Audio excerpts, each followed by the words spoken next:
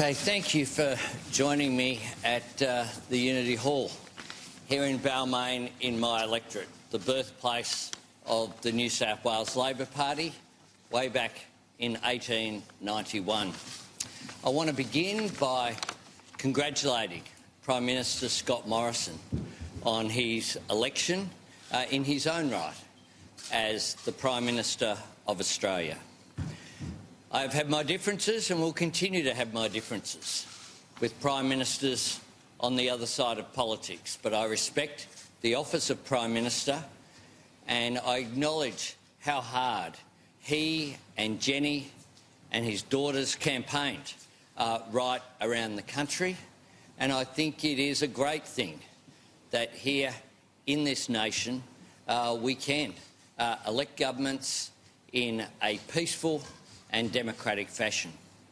I also want to take the opportunity, as I did personally with a discussion with Bill Shorten earlier this morning, to acknowledge the fact that he has fought a tough campaign. He has led our great party for 6 years. He has been an inclusive leader and is someone who has campaigned on a policy agenda in the interests of working people, and he's someone who has my respect and has indicated, of course, that he'll continue to serve the Parliament as a Member of Parliament. And today he's also announced that he will ask for the National Executive to expedite the election of the leader of the Australian Labor Party. Can I say that we need to respect the decision which people made yesterday in, I think, clear fashion. This is indeed a devastating result for the Australian Labor Party.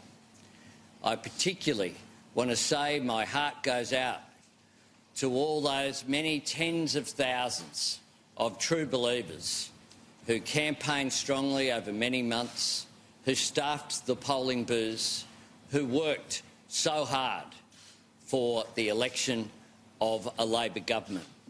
I'm sorry that we collectively didn't get the job done, but I want to take the opportunity as well to thank the voters of Grainler for giving me the great honour of continuing to serve the inner west of Sydney in the National Parliament. It is the case that we are going to have to examine the outcome of this election at as both the caucus and as a National Executive. And what we will have to do in that examination is to work out exactly how things could have been improved and why we fell short in forming government. But what matters more to me is the future of our party, and making sure that we face up to the big challenges that we face as a nation. The fact is that we have a re-elected government, but it is one that will continue to be divided.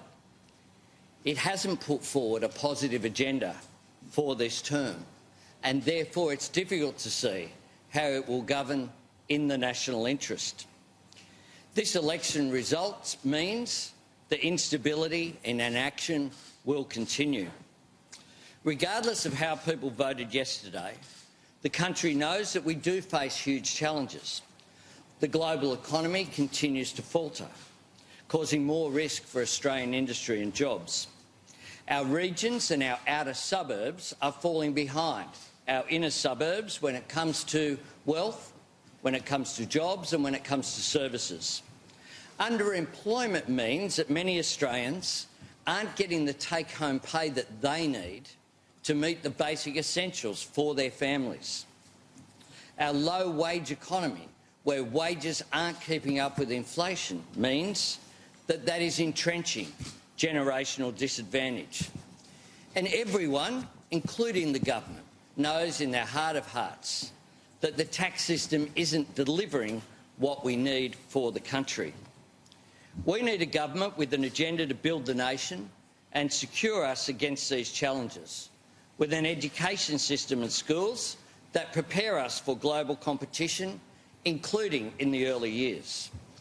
We need to create high-skilled jobs in new industries as our economy continues to transition. We need to build the national infrastructure that deals with these big issues. Most of all, though, what we need to do is have a government that deals with the big challenges by bringing people together. We need unions and businesses, people who live in our cities, our outer suburbs or in our regions, to come together and recognise that what unites us as a nation is far greater than what divides us. We need to articulate how Labor's vision will drive jobs, economic growth and prosperity. How the drivers of that growth are investment in infrastructure, but also investment in people, from early childhood education through to schools, through to TAFE and through to universities. We need to compete in this region, the fastest growing region of the world in human history, on the basis of how smart we are rather than on the basis of trying to compete by driving down wages and conditions and creating increased job insecurity. How we plan to create opportunity, not just entrenched privilege. We need to examine our policies, but not our values, because Labor's values are eternal. The values of fairness are at our core. We need, however, to make sure that we articulate not just how we share wealth, but how we create wealth. I am today announcing that I will be a candidate for leader of the Federal Parliamentary Labor Party. It's not something that comes to me naturally. It's not something growing up very close to here in public housing in Camperdown that you aspired to. It is, however, something that I believe I have a responsibility to put myself forward, because I believe I'm the best person to lead Labor back into government. We've lost 3 elections in a row. That has an impact on those Australians who rely upon us to improve their education, to look after their health care, to build public transport infrastructure, to look after their interests. And I believe, therefore, that I've got a responsibility to put myself forward. I've already had some discussions with caucus members. I'll continue to discuss it with caucus members, but also rank and file members of the Labor Party. I'm proud that together with Kevin Rudd I initiated reforms that did 2 things. One, they gave the rank and file membership of our party a say in the leadership and therefore the direction of the party. But secondly also, that provided stability. I've been loyal to the leaders that I've served, including Bill Shorten, who's had loyalty from the caucus, I think unprecedented, over the last 6 years. The reforms that we put in place were a part of ensuring that that occurred. If it's a contested ballot, and I would welcome people's right to put themselves forward, I'm sure that it will be conducted in a fair, inclusive and democratic fashion. And I certainly think that the last time it occurred between myself and Bill, it actually put us in a strong position to hit the ground running as a first-term opposition. I will be asking the members of the caucus and the party for their support. I think Australians know me. I've been around in politics now for 2 decades. I've explained my life story, which I found quite difficult, through working with Karen Middleton's biography that she released in 2016. I sometimes get things wrong. If I do that, I'll say that that's the case. I'm someone who can take on the other side of politics in a vigorous fashion And people who saw my record as Leader of the House of Representatives and as Manager of Opposition Business will know that that's the case. But they will also know that I'm prepared to reach out across the aisle. And if an idea is good and it needs bipartisan support, such as the building of an airport and support for Western Sydney jobs and the aerotropolis there, then I'll do that too. What you see is what you get with me. For better or worse. I'm a bit rough at the edges, but I think that Australians don't want someone who just utters talking points. So from time to time, I will not be as articulate as someone who's simply reading from a script. But I offer myself forward. I do it in a way which I wasn't expecting, frankly. The truth is that I, along with others, was expecting a different result last night. I'm disappointed by the result that we got. But it's now time to stand up, dust ourselves off and get on with the business of making Labor an opposition that holds the government to account, but also a political party that offers a different agenda to the government, a fairer agenda, a more inclusive agenda, an agenda that brings the nation together on economic, social and environmental policy so that we can meet the challenges of the future. Mr. Albanese, thanks. Will you beat Labor's negative gearing and franking credit policies if you are elected leader? Well, the first thing I'll do is respect the caucus.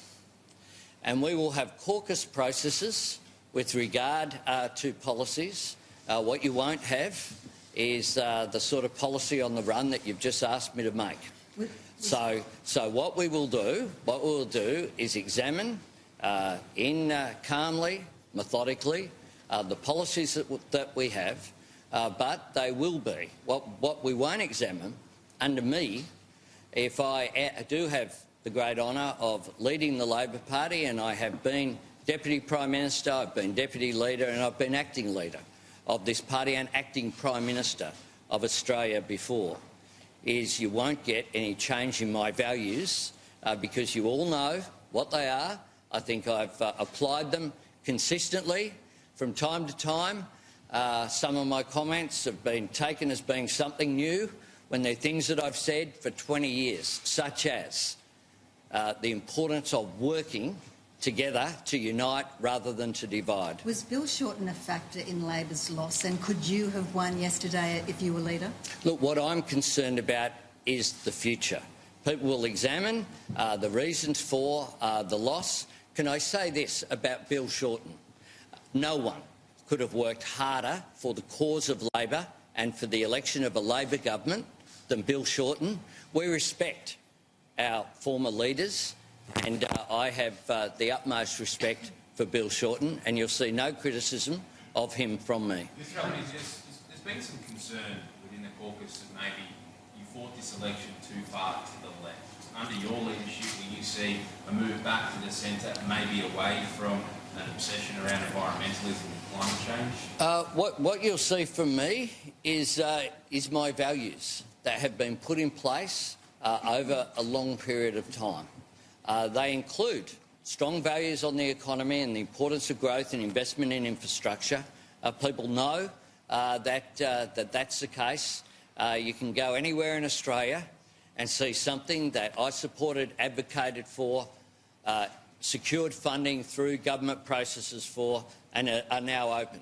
Whether that's riding on a railway line at Redcliffe, whether that be the upgrade to the Pacific Highway, whether that be Gateway WA in Western Australia, the new Noongar to Seaford railway line in South Australia, whether it be regional rail link in Victoria, whether it be the Bruce Highway upgrades. You can see what my view about how you build the nation in practice, and it's been put into practice. But you'll also see my policies in terms of social inclusiveness. I am someone who, in my first speech, spoke about the need to remove discrimination on the basis of gender, race, religion or sexuality. That is one of the things I think that drives this country. We are a fair country. We're a multicultural nation. and you'll see my respect for that come through in terms of social policy. You'll also see my concern, which is through my lived experience. I grew up in a house with a single mum on an invalid pension. Public housing down there in Camperdown. I know what it's like to do it tough. And I think that governments have a role and should be judged by how they look after the most vulnerable, not by how they look after the most wealthy. So that will drive my values. So you're saying you've got enough mongrel in you to make a good leader? And when it comes to, well, people will make their own judgments about me. What you will see, though, on economic, on social, on environmental records, if you want to look at the support that I had, private members' bills to ratify the Kyoto Protocol, now recognised as just sensible policy. When I was the environmental spokesperson, I drove the policy of 20% renewable energy target by 2020. At the time, the target was 2. When we came to office, there were 8,000 homes in Australia that had solar panels on their roofs. Today, there's 2 million. That's a direct result of that policy. So do you think you could have won yesterday's election for Labor? I think that the time for looking backwards is not what Australians are interested in now. The fact is, you're putting yourself forward as the leader that's going to save all. So could you have won yesterday? I am putting myself forward, and I'm concerned about the future. There'll be a time internally, both in terms of the caucus and the National Executive, always sets up a process after an election whereby we examine the outcomes of elections and look at how things could be improved. Did the retiree tax campaign cost you the election?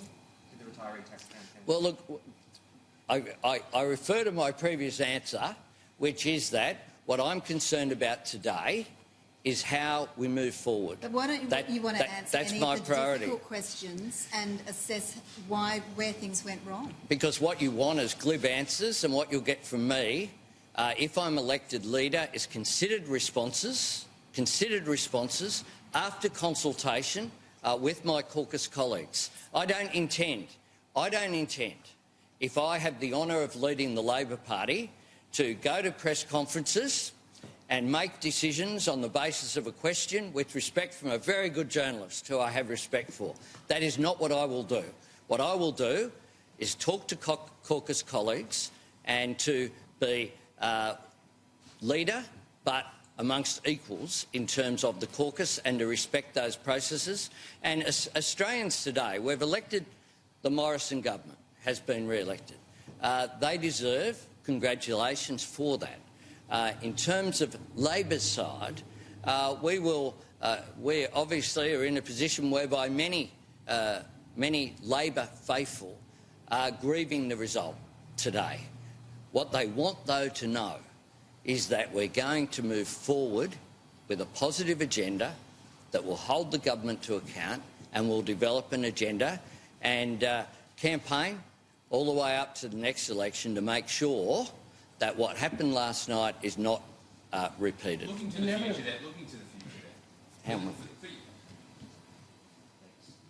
To whoever took my water? Sorry.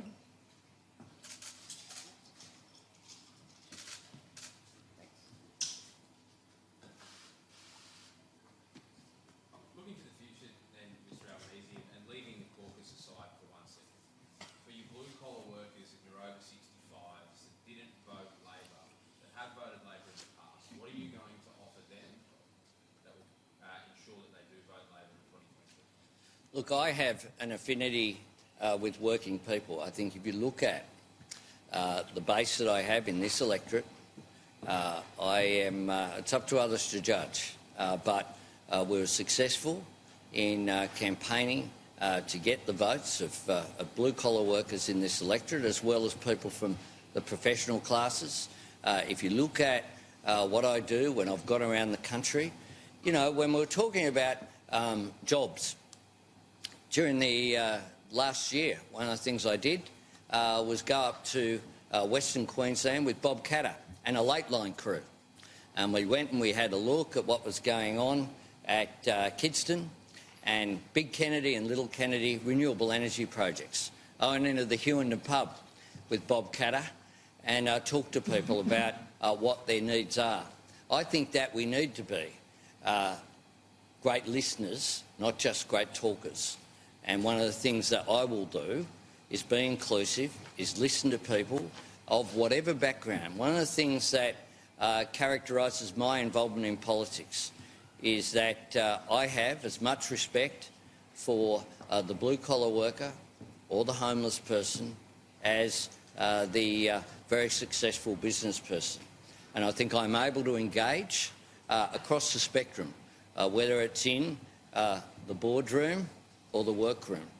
And I really will be, if I'm successful as the leader, I think I have a long record of campaigning and engaging with people right across the country.